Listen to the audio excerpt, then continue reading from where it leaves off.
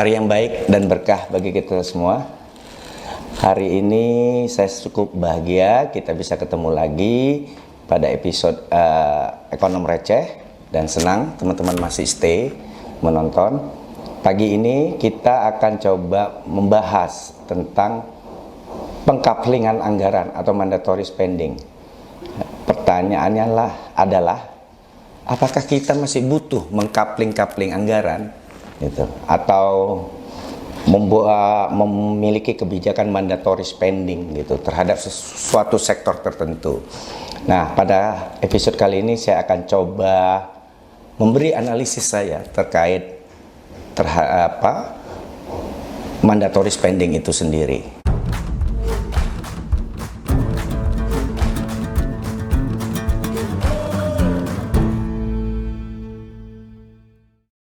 Kita mengenal mandatory spending. Kalau teman-teman ingin mengetahui apa itu mandatory spending, itu bisa saksikan pada video-video saya sebelumnya.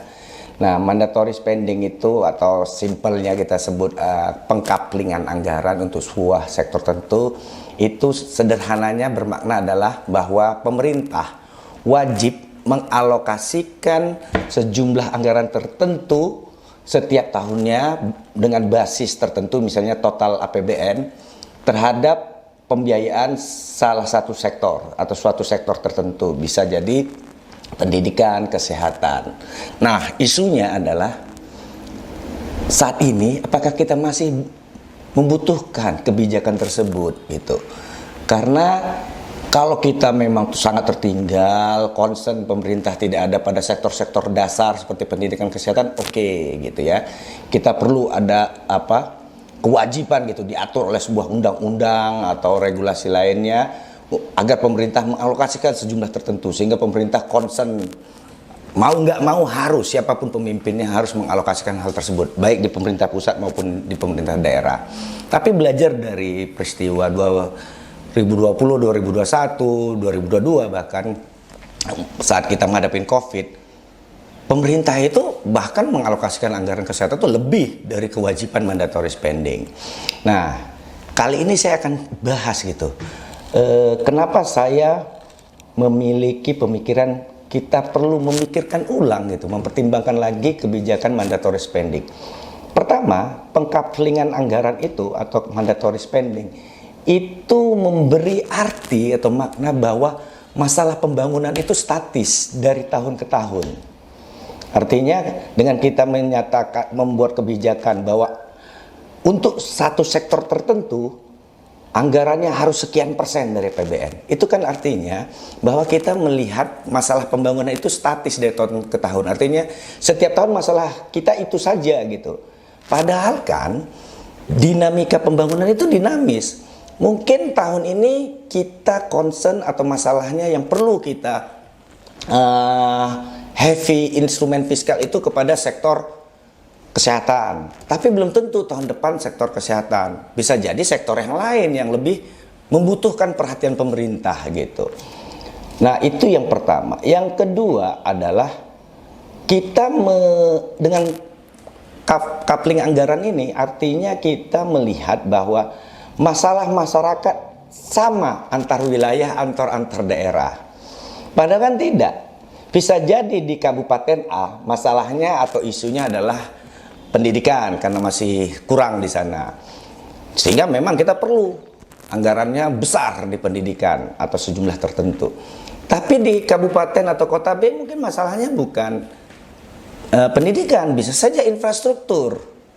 Dan di kabupaten atau kota C masalahnya mungkin kesehatan. Sementara di daerah lain mungkin masalahnya adalah pariwisata gitu. Sehingga dengan pengkaplingan anggaran kita secara tersirat memaknai bahwa masalah masyarakat itu sama antar daerah, antar wilayah. Padahal masalah masyarakat antar wilayah, antar daerah itu berbeda dari tahun ke tahun gitu. Yang ketiga, kebijakan pengkaplingan anggaran ini menghilangkan fleksibilitas pemerintah, baik pemerintah pusat maupun pemerintah daerah. Siapapun yang memimpinnya, maka sudah harus mendudukkan prioritas pembangunannya pada masa kepemimpinannya pada sektor-sektor yang memiliki mandatory spending. Sehingga kepala daerah, baik dia wali kota, bupati, kemudian di provinsi gubernur, tingkat pusat itu presiden gitu, mau nggak mau harus mengalokasikan anggarannya pada sektor tersebut karena sudah dimandatorikan harus sekian persen gitu. Padahal bisa jadi permasalahannya pada masa kepemimpinan beliau, di daerah beliau, di provinsi beliau, itu isunya yang paling utama bukan isu tersebut gitu. Tapi karena anggaran sudah harus dialokasikan sebesar X persen gitu ke sana, akhirnya fleksibilitasnya untuk mencoba melakukan kreativitas, inovasi, mendorong pembangunan kesejahteraan yang lebih baik bagi masyarakatnya berkurang gitu. Nah, yang terakhir nih, yang keempat, bahwa ini belajar dari pengalaman mandatori selama ini ya. Ada perilaku dari penguasa lah atau kepala daerah gitu ya. Ya sekedar memenuhi syarat mandatorinya saja gitu. Jadi misalnya Kabupaten A, karena mandatori contoh kesehatan itu kan di daerah itu 10% ya gitu. Ya udah, dia penuhi aja 10%. Padahal bisa jadi tadi yang poin kedua, masalahnya masyarakat di antar wilayah daerah itu kan berbeda. Di tempat dia, di daerah tersebut ya, justru isu kesehatan itu sangat pelik, signifikan, kompleks, sehingga membutuhkan anggaran lebih dari 10% APBD-nya. Tapi ya karena mandatorinya 10%, ya udahlah yang penting penuhi dulu. Gitu. Sehingga tidak optimal intervensi anggaran untuk sektor kesehatan karena tadi kebutuhannya besar tapi karena mandatori 10 ya udah 10% aja. Atau sebaliknya, ketika di daerahnya sektor tersebut atau misalnya tadi kesehatan sudah tidak isu gitu, masyarakatnya udah bergaya hidup sehat, fasilitas kesehatan sudah baik, bagus, sophisticated gitu ya. Tapi karena ada mandatori tadi 10%, akhirnya apa? Terjadi pemborosan. Karena seharusnya kebutuhan anggaran daerah tersebut itu di bawah 10% untuk sektor kesehatan. Tapi karena sudah wajib harus mengalokasikan 10%, dia akan harus mengalokasikan anggarannya 10%. Sehingga yang terjadi ya pemborosan. Dialokasikanlah anggaran untuk kegiatan-kegiatan atau program yang sebenarnya tidak dibutuhkan lagi. Atau bahkan terjadi program-program kegiatan yang redundant gitu. Atau bisa juga kegiatan-kegiatan atau program-program yang duplikasi. Nah, ini yang menjadi PR buat kita, perlu kita pertimbangkan apakah kita masih ya membutuhkan kebijakan mandatory spending itu. Karena harusnya idealnya ya anggaran itu harus berbasis kinerja dan sesuai kebutuhan. Karena apa? Karena anggaran adalah salah satu instrumen kehadiran negara dalam menyelesaikan permasalahan di masyarakat. Jadi kalau di suatu daerah, satu kota atau provinsi masalahnya adalah infrastruktur, ya udah anggarannya harus didorong untuk pembangunan infrastruktur. Kalau masalahnya kesehatan justru harus lebih besar dari 10% di daerah itu anggaran kesehatannya. Kalau pendidikan masih sangat tertinggal di daerah tersebut, maka mungkin anggarannya harusnya lebih dari 20%.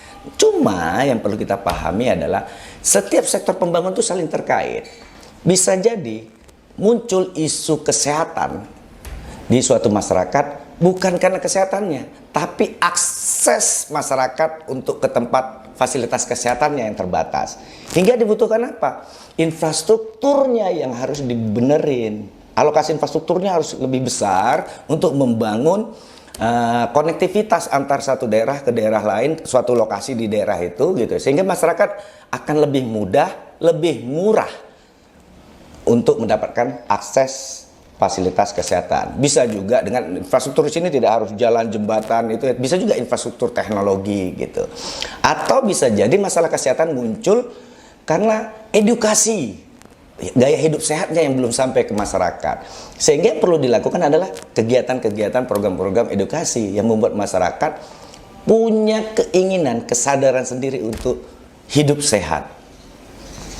Oke, saya pikir demikian dulu episode kali ini. Semoga kita bisa sama-sama memikirkan bahwa apakah kebijakan mandatory spending masih kita butuhkan. Intinya adalah anggaran itu setiap rupiahnya harus hadir untuk menyelesaikan permasalahan di masyarakat tersebut. Sehingga kalau sudah satu masalah selesai, harusnya untuk membiayai masalah lainnya. Sampai jumpa.